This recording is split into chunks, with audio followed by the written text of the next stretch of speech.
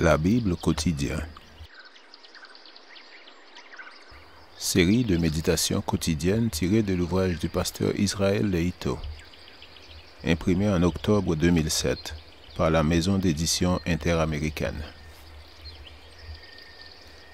Fais-moi entendre dès le matin ta bienveillance, car je me confie en toi. Fais-moi connaître le chemin où je dois marcher, car j'élève à toi mon âme. Psaume 143, verset 8.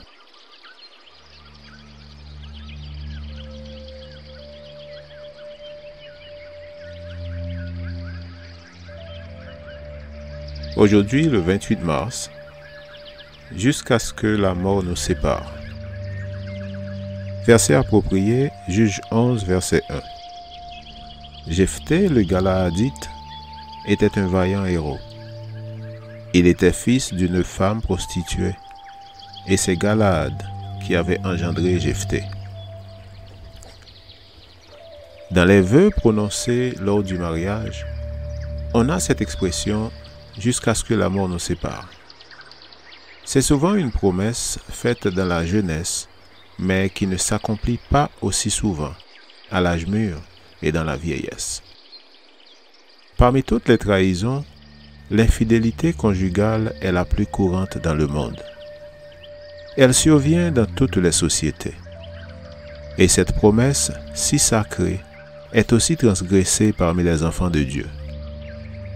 Les vœux du mariage exposent en quelque sorte aux souffrances de la trahison, car en acceptant la promesse de fidélité de la part du conjoint, on s'expose à lui avec confiance et sans défense.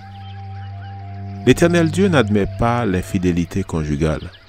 Ses enfants devraient donc faire tout leur possible pour rester fidèles aux promesses du mariage. Certains sont allés plus loin que ce qu'indique la Bible. Par amour pour leur conjoint emporté par la mort, ils refusent de se remarier.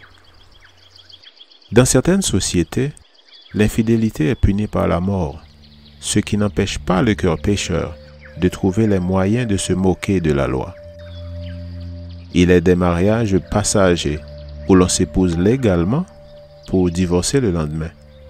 L'infidélité n'est donc pas adultère car le mariage était légitime.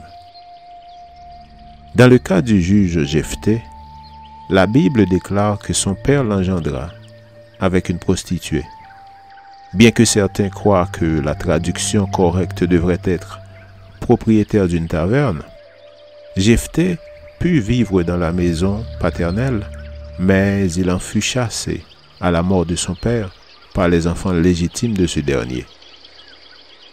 Il eut plus tard l'honneur de diriger Israël, car il était un vaillant héros.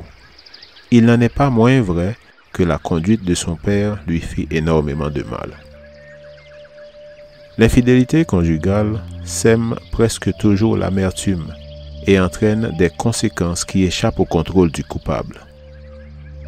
Dans la plupart des cas, cet acte est inspiré par l'égoïsme et le manque de considération pour les sentiments d'autrui. On insiste pour que le chrétien reste fidèle jusqu'à la mort aux promesses qu'il a prononcées lors de son mariage. C'est ainsi que nous honorons notre Père céleste, contribuons au bonheur d'autrui et ne cherchons pas d'excuses pour transgresser le caractère sacré des vœux conjugaux. Le Seigneur nous invite à respecter les engagements du mariage, car cette institution est le symbole de la relation entre Dieu et son peuple. Il nous aime d'un amour éternel et il ne demande en retour que notre fidélité. Amen. Lecture de la Bible pour aujourd'hui dans l'Ancien Testament, Juge, chapitre 11, verset 1 jusqu'au chapitre 12, verset 15. Et dans le Nouveau Testament, acte 5, verset 1 jusqu'à acte 6, verset 15. Je vous souhaite de passer une excellente journée avec Jésus.